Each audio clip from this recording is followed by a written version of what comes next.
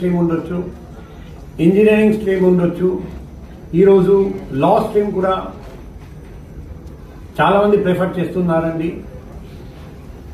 So exam రాయాలంటే బాగా preparation చేయాలి. అందరికీ మెడికల్ సీట్ వస్తుందా? రాదు. అందరికీ ఐఐటి, ఎన్ఐటి, ట్రిపుల్ ఐటి వస్తుందా సీట్? అందరికీ రాదు. అందరికీ ఎన్ఎల్యూలో సీట్ వస్తుందా? నేషనల్ లా స్కూల్, నేషనల్ లా యూనివర్సిటీ రాదు. కొందరికి వస్తుంది. సో